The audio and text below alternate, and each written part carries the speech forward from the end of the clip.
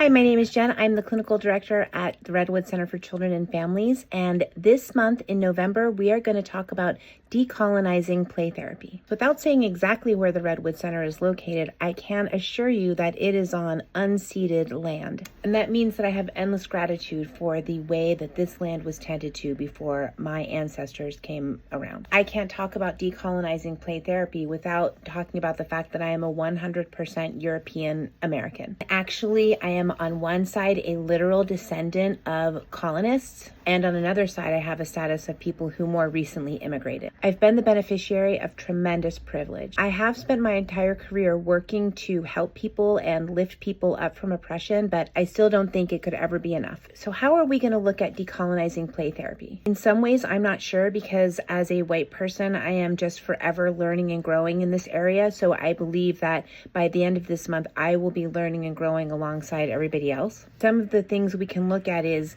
the history of play, how play is viewed, how Western ideas have impacted our idea of play, looking at how issues of racism, sexism, ableism, all of that impacts a child's access to play therapy, book recommendations, toy recommendations, and the lifting up of other creators and followers that are talking about anti-colonialism in the therapy room, and probably much more. If this is something new to you, I hope you'll open your mind and follow along. If this is something that you're really well versed at, I welcome your comments and feedback, your resources, and your love. So see you out there in November. What does it mean when I say I want liberation for children? This is more than just a catchphrase. It has real meaning and is the real purpose behind all of my work as a play therapist. So let's go down the list. Child liberation means that they don't have to perform for adult comfort. They get to be real, not good. 2, children's bodies belong to them. They're not there to be touched or hugged or squeezed by adults, unless they want to. 3, kids have feelings that don't align with ours, and that's allowed. Big, messy emotions are not necessarily misbehavior that are intended to make adults feel some kind of way. 4, play is child-led. Gary Landris said that play is the language of children and toys are their words. Children need the autonomy to make decisions around what they have to say and how they say it. Children's cultures, norms, and ways of being need to be honored.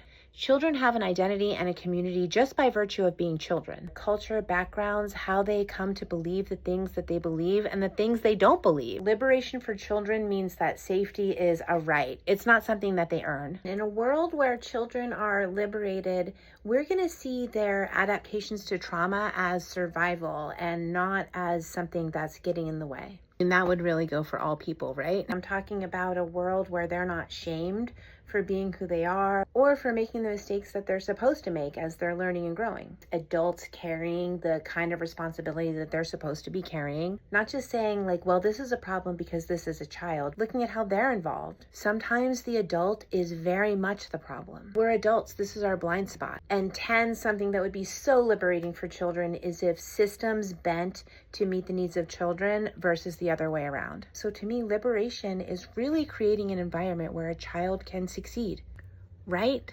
And understand their success from their own perspective, not necessarily our perspective, adults. Play therapy is the unique experience of seeing things through a child's eyes and from their perspective. Kids have always known how to play. Before colonization, play was woven into the very fabric of life, and kids used it to make sense of their world. But now it's like, who gets to decide what play really is? When European Americans decided to colonize America, they also decided to colonize what play means. Communal embodied play became replaced with obedience and order. Quote-unquote good play was productive and European.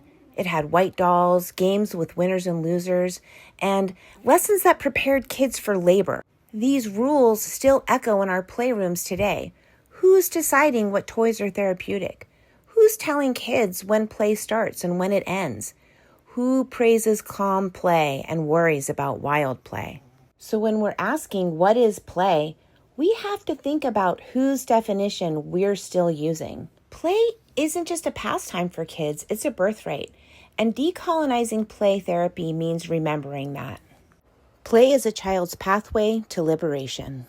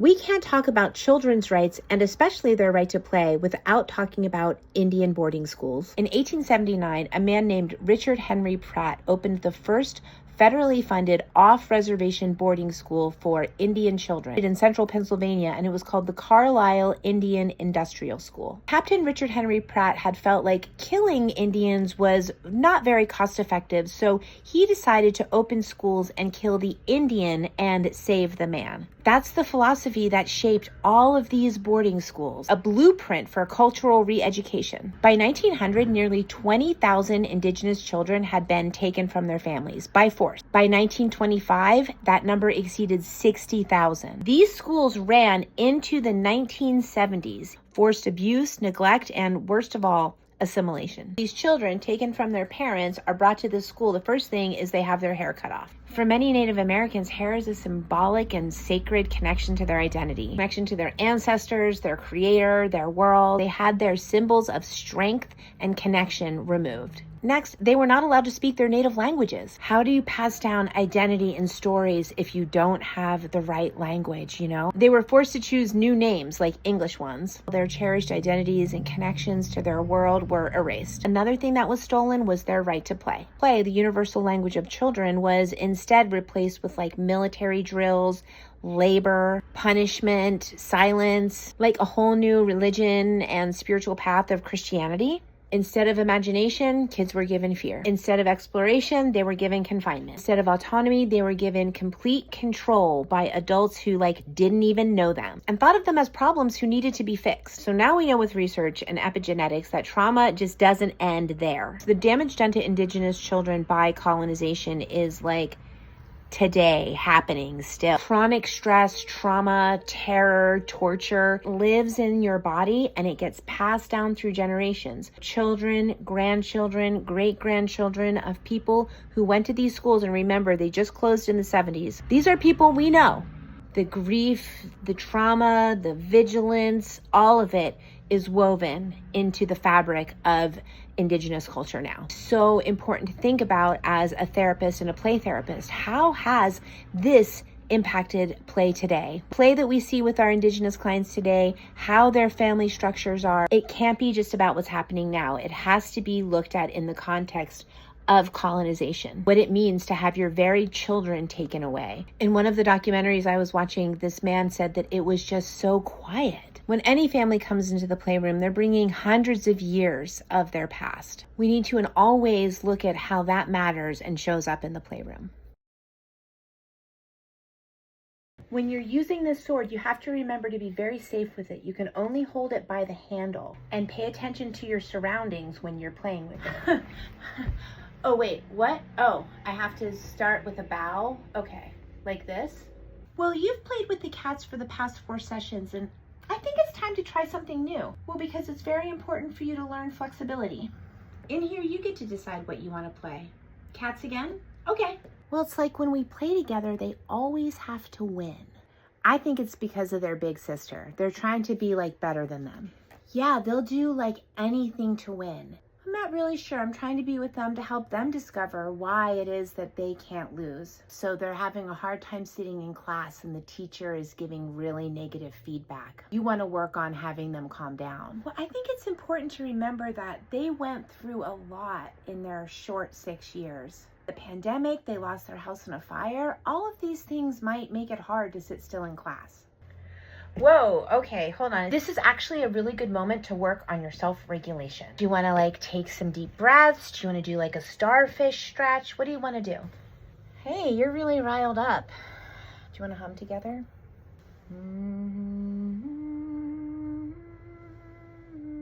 You are leaving on time today. That really fills my bucket. You are getting so good at following the rules of the playroom. Oh, you don't want to leave and you are so mad about it. You want to punch the couch. You are letting me know how you feel.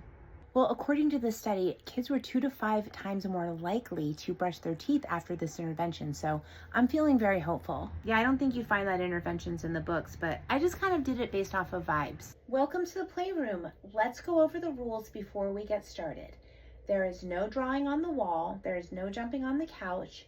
There's no, hey, welcome to the playroom. In here you can do and say almost anything you want to do and say. We've got Uno. We've even got Dos. Yeah, that doll does look like you. You have a tree like this at your house? You're really curious about this little bottle of pills. Like, what could they be? It's so weird. I don't know why their anxiety is not going down. We have done all of the protocols. They don't seem like a worksheet kid to me. No. I mean, some kids like worksheets, some kids don't. I mean, it's just not the same for everybody.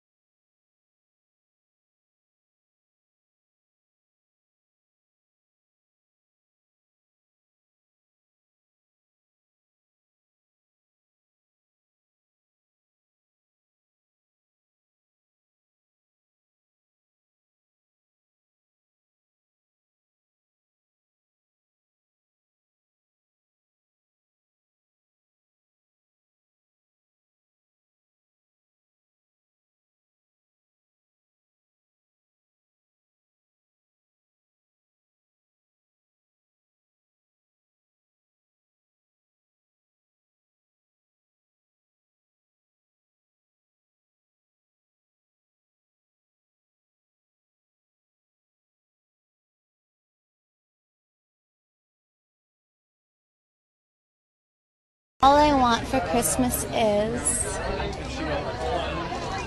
a pink Bentley.